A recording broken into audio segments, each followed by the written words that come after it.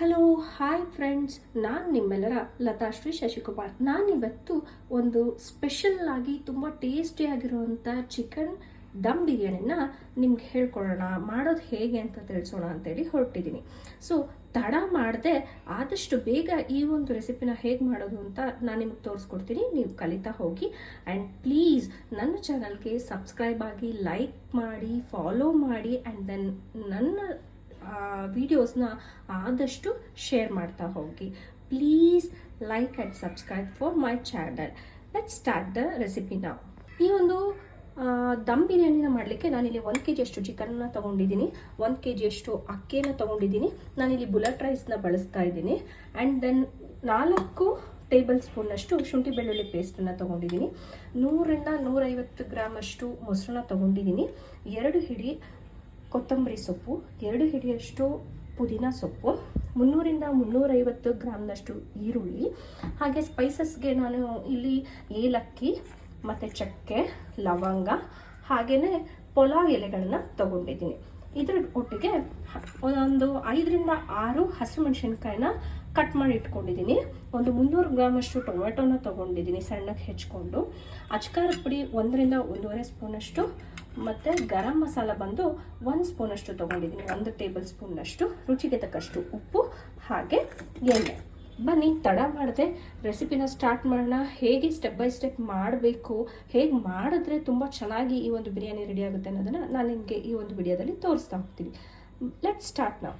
ನಾನೊಂದು ಅಗಲನೇ ಬಾಯಿರುವಂಥ ಒಂದು ಪಾತ್ರೆನ ತೊಗೊಂಡಿದ್ದೀನಿ. ಇದನ್ನು ನಾನು ಸ್ಟವ್ ಮೇಲೆ ಪ್ಲೇಸ್ ಮಾಡಿ ಇದಕ್ಕೆ ಒಂದು 100 ರಿಂದ 150 ಗ್ರಾಮ್ನಷ್ಟು ಎಣ್ಣೆಯನ್ನು ಹಾಕ್ಕೊಳ್ತಾ ಇದ್ದೀನಿ.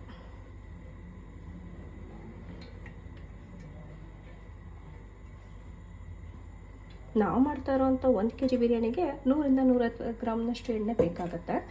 ಸೊ ಇದು ಬಿಸಿ ಆಗ್ತಿದ್ದ ಹಾಗೆ ಇದಕ್ಕೆ ನಾನು ನೆಕ್ಸ್ಟ್ ಏನೇನು ಇಂಗ್ರೀಡಿಯೆಂಟ್ನ ಆ್ಯಡ್ ಮಾಡಬೇಕು ಅನ್ನೋದನ್ನು ತೋರಿಸ್ತಾ ಹೋಗ್ತೀನಿ. ಎಣ್ಣೆ ಇವಾಗ ಕಾದಿದೆ. ನಾನು ಇದಕ್ಕೆ ಕುದ್ದಿದ್ದಂಥ ಸ್ಪೈಸಸ್ನ ಆ್ಯಡ್ ಮಾಡ್ತೀನಿ. ಇದರಲ್ಲಿ ನಾನು ಅರ್ಧ ಭಾಗದಷ್ಟು ಸ್ಪೈಸಸ್ನ ಆ್ಯಡ್ ಮಾಡಿದ್ದೀನಿ. ಇಲ್ಲಿ ಇನ್ನೊಂದು ಭಾಗನ ಹಾಗೆ ತೆಗೆದಿಟ್ಕೊಟ್ಟಿದ್ದೀನಿ. ಅದನ್ನು ಏನು ಮಾಡ್ತೀನಿ ಅನ್ನೋದನ್ನು ನಾನು ನಿಮಗೆ ಮುಂದೆ ತಿಳಿಸ್ತಾ ಹೋಗ್ತೀನಿ. ಇದಾದ ನಂತರದಲ್ಲಿ ಈರುಳ್ಳಿನ ಆ್ಯಡ್ ಮಾಡ್ತಾ ಇದ್ದೀನಿ. ನೋಡಿ, ನಾನೇನು 300 ರಿಂದ 350 ಗ್ರಾಮಷ್ಟು ಆನಿಯನ್ನ ತೆಳುವಾಗಿ ಹೆಚ್ಚಿಟ್ಕೊಂಡಿದ್ದೆ. ಅದನ್ನು ಲೈಟ್ ಗೋಲ್ಡನ್ ಬ್ರೌನ್ ಬರೋವರೆಗೂ ಚೆನ್ನಾಗಿ ಹುರಿಬೇಕು. ನಾವೆಷ್ಟು ಚೆನ್ನಾಗಿ ಫ್ರೈ ಮಾಡ್ತೀವೋ ಈ ಆನಿಯನ್ನ, ಬಿರಿಯಾನಿ ಅಷ್ಟು ಟೇಸ್ಟಿಯಾಗಿ ಚೆನ್ನಾಗಿ ಬರುತ್ತೆ.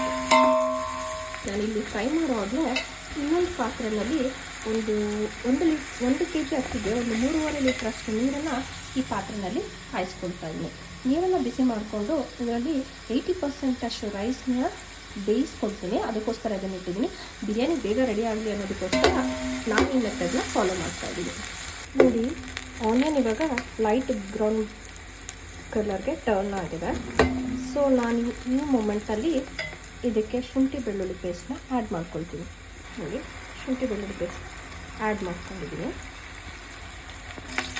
ಹೀಗೆ ಶುಂಠಿ ಬೆಳ್ಳುಳ್ಳಿ ಪೇಸ್ಟ್ನ ಆ್ಯಡ್ ಮಾಡ್ಕೊಂಡಿದ್ದ ನಂತರದಲ್ಲಿ ತಳ ಹಿಡಿದೇ ರೀತಿ ನೀಟಾಗಿ ಫ್ರೈ ಮಾಡ್ಕೋಬೇಕು. ಹೇಗೆ ಇದನ್ನು ಫ್ರೈ ಮಾಡಬೇಕು ಅಂದರೆ ಆ ಒಂದು ಘಮ ಬರಬೇಕು. ಶುಂಠಿ ಬೆಳ್ಳುಳ್ಳಿ ಈರುಳ್ಳಿ ಎಲ್ಲ ತುಂಬ ಚೆನ್ನಾಗಿ ಫ್ರೈ ಆಗಿ ತುಂಬ ಒಂದು ಒಳ್ಳೆ ಸ್ಮೆಲ್ ಬರುತ್ತೆ. ಆ ರೀತಿ ಹಸಿ ಹೋಗೋವರೆಗೂ ಹುರ್ಕೋಬೇಕು. ಈರುಳ್ಳಿ, ಶುಂಠಿ ಬೆಳ್ಳುಳ್ಳಿ ಪೇಸ್ಟು ಎಲ್ಲ ಕೂಡ ಚೆನ್ನಾಗಿ ಫ್ರೈ ಆಗಿದೆ. ಈ ಮೂಮೆಂಟಲ್ಲಿ ನಾನು ನೀಟಾಗಿ ಅವಾಗಲೇ ತೊಳೆದಿಟ್ಕೊಂಡಿದ್ದಂಥ 1 kg ಚಿಕನ್ ಏನಿತ್ತು ಅದನ್ನು ಆ್ಯಡ್ ಮಾಡ್ಕೊಳ್ತೀನಿ. ಅದು ಕೊಡ್ತೀನಿ. ಚೆನ್ನಾಗಿ ಮಿಕ್ಸ್ ಮಾಡಿದ್ದೀನಿ. ಈಗ ಮಿಕ್ಸ್ ಮಾಡ್ಕೊಂಡಾದ್ಮೇಲೆ ನಾನು ಇದಕ್ಕೆ ಅವಾಗಲೇ ಏನು ತೆಗೆದುಕೊಂಡಿದ್ದೆ ಆ ಒಂದು ಟೊಮೆಟೊ, ಹಸಿಮೆಣಸಿನ್ಕಾಯಿನ ಆ್ಯಡ್ ಮಾಡ್ಕೊಳ್ತಾ ಇದ್ದೀನಿ. ಹಂತದಲ್ಲಿ ನಾನು ಇದಕ್ಕೆ ಸಾಲ್ಟ್ನ ಕೂಡ ಆ್ಯಡ್ ಮಾಡ್ತಾ ಇದ್ದೀನಿ. ರುಚಿಗೆ ತಕ್ಕಷ್ಟು ಸಾಲ್ಟನ್ನು ಆ್ಯಡ್ ಮಾಡ್ಕೋಬೇಕಾಗುತ್ತೆ. ನಾವು ಅಲ್ಲಿ ರೈಸ್ನ ಬೇಯಿಸ್ಕೊಳ್ತೀವಿ, ಅದಕ್ಕೂ ಸ್ವಲ್ಪ ಸಾಲ್ಟ್ ಹಾಕ್ಕೊಂಡು ಬೇಯಿಸ್ಕೋಬೇಕು. ಸೊ ಇದಕ್ಕೆ ಸಾಲ್ಟ್ನ ಆ್ಯಡ್ ಮಾಡಬೇಕಾದ್ರೆ ನೋಡಿಕೊಂಡು ಆ್ಯಡ್ ಮಾಡ್ಕೊಳ್ಳಿ. ಸಾಲ್ಟ್ ಹಾಕಿದ್ಮೇಲೆ ಮೊಸರನ್ನ ಹಾಕ್ತಾಯಿದ್ದೀನಿ.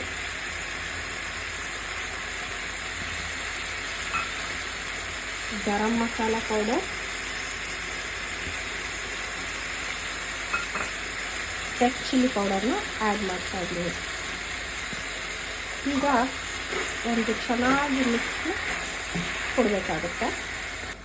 ಹೀಗೆ ಮಿಕ್ಸ್ ಮಾಡ್ಕೊಂಡಾದ ನಂತರ ಇದಕ್ಕೆ ನಾನೇನು ರೆಡಿ ಮಾಡಿಟ್ಕೊಂಡಿದ್ದೆ ಈ ಕೊತ್ತಂಬರಿ ಸೊಪ್ಪಿನಲ್ಲಿ ಅರ್ಧ ಭಾಗದಷ್ಟು ಕೊತ್ತಂಬರಿ ಸೊಪ್ಪು, ಅರ್ಧ ಭಾಗದಷ್ಟು ಪುದೀನ ಸೊಪ್ಪನ್ನು ಹಾಕ್ಕೊಳ್ತಾ ಇದ್ದೀನಿ.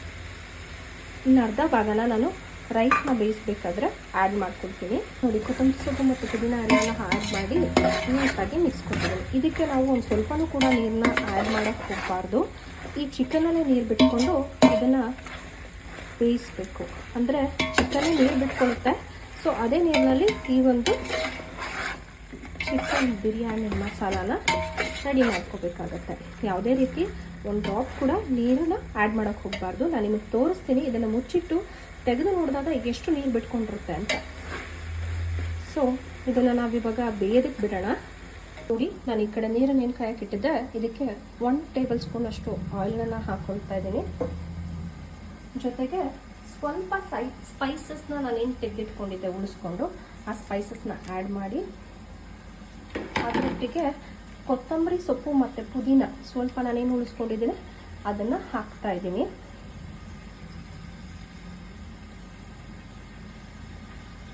ಸೊ ಇದನ್ನೆಲ್ಲ ಹಾಕಿದ ನಂತರದಲ್ಲಿ ನಾನು ವಾಶ್ ಇಟ್ಕೊಂಡಿದ್ದಂಥ ಅಕ್ಕಿಯನ್ನು ಈ ಬಿಸಿನೀರಿಗೆ ಆ್ಯಡ್ ಮಾಡ್ತಾ ಇದ್ದೀನಿ. ಇಲ್ಲಿ ಬಾಯ್ಲ್ ಆಗಿದ್ದಂಥ ವಾಟರ್ಗೆ ಅಕ್ಕಿ, ಪುದೀನ, ಕೊತ್ತಂಬರಿ ಸೊಪ್ಪು, ಸ್ವಲ್ಪ ಸ್ಪೈಸಸ್ಸು, 1 ಸ್ಪೂನಷ್ಟು ಆಯಿಲು, ಅದ್ರ ಜೊತೆಗೆ ಹೇಳಿದ್ನಲ್ಲ ಇದಕ್ಕೆ ಸ್ವಲ್ಪ ಸಾಲ್ಟ್ ಹಾಕ್ಕೋಬೇಕಾಗುತ್ತೆ ಅಂತ ಸ್ವಲ್ಪ ಸಾಲ್ಟನ್ನು ಕೂಡ ಆ್ಯಡ್ ಮಾಡ್ತಾ ಇದ್ದೀನಿ. ಇಲ್ಲಿ ನಾನು ರೈಸ್ನ ಒಂದು 80% ಅಷ್ಟೇ ಬಾಯ್ಲ್ ಮಾಡ್ಕೊಳ್ತೀನಿ. ತುಂಬ ಓವರ್ ಬಾಯ್ಲ್ ಮಾಡಬಾರ್ದು. ಹಾಗೆ ಮಾಡೋದ್ರಿಂದ ಬಿರಿಯಾನಿ ಉದುರುದ್ರಾಗಿ ನೀಟಾಗಿ ಬರಲ್ಲ. 80% ಅಷ್ಟು ಬಾಯ್ಲ್ ಆಗ್ತಿದ್ದ ಹಾಗೆ ಇದನ್ನು ನೀಟಾಗಿ ನೀರೆಲ್ಲ ಹೋಗೋ ರೀತಿ ಸೋರಿಸ್ಕೊಂಡು ಇಟ್ಕೊಬಿಡ್ಬೇಕಾಗತ್ತೆ. ಇದರಲ್ಲಿ 1 ಡ್ರಾಪ್ ಕೂಡ ನೀರಿರಬಾರ್ದು. ಆ ರೀತಿ ಬೇಯಿಸ್ಕೊಂಡು 80% ಆಗ್ತಿದ್ದಾಗೆ ನೀರನ್ನೆಲ್ಲ ಬಸ್ತು ಇಟ್ಕೋಬೇಕಾಗತ್ತೆ. ನಾನಿಲ್ಲೊಂದು ಸ್ವಲ್ಪ ಕೂಡ ನೀರನ್ನು ಆ್ಯಡ್ ಮಾಡಲಿಲ್ಲ. ಚಿಕನ್ನಲ್ಲಿ ಏನಿತ್ತು ಅದೇ ನೀರು ಬಿಟ್ಕೊಂಡು ಚಿಕನ್ ಬೇಯ್ತಾ ಇದೆ. ಇದನ್ನು ಕಡಿಮೆ ಉರಿನಲ್ಲೇ ಬೇಯಿಸ್ಕೋಬೇಕು. ಉರಿ ಜಾಸ್ತಿ ಇಟ್ಕೋಬಾರ್ದು. ಉರಿ ಕಮ್ಮಿಯಾಗೆ ಇಟ್ಕೊಂಡು ಇದನ್ನು ಚೆನ್ನಾಗಿ ಉಪ್ಪು ಖಾರ ಎಲ್ಲ ಹಿಡಿಯೋ ರೀತಿಯಲ್ಲಿ ಬೇಯಿಸ್ಕೋಬೇಕಾಗತ್ತೆ. ನೋಡಿ, ರೈಸ್ 80 ಭಾಗದಷ್ಟು ಬೆಂದಿದೆ. ಸೊ ನಾನು ಈ ಒಂದು ಮೂಮೆಂಟ್ನಲ್ಲಿ ಅದನ್ನು ನೀರನ್ನೆಲ್ಲ ಬಸ್ದು ಸಪ್ರೇಟ್ ಮಾಡಿ ಇಟ್ಕೊಳ್ತೀನಿ.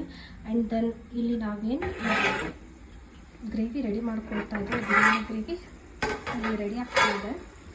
ನೋಡಿ ಎಷ್ಟು ಚೆನ್ನಾಗಿ ಎಣ್ಣೆ ನೀರೆಲ್ಲ ಬಿಟ್ಕೊಂಡು ಚಿಕನ್ ರೆಡಿ ಆಗಿದೆ. ಇದನ್ನು ಒಂದು ನಾವು ಗಮನದಲ್ಲಿ ಇಟ್ಕೋಬೇಕಾಗಿರೋದು ಅಂತ ಯಾವುದೇ ಕಾರಣಕ್ಕೂ ತಳ ಹಿಡಿಬಾರ್ದು. ಆ ರೀತಿ ಪದೇ ಪದೇ ಕೈ ಆಡಿಸ್ತಾ ಇರಬೇಕಾಗತ್ತೆ.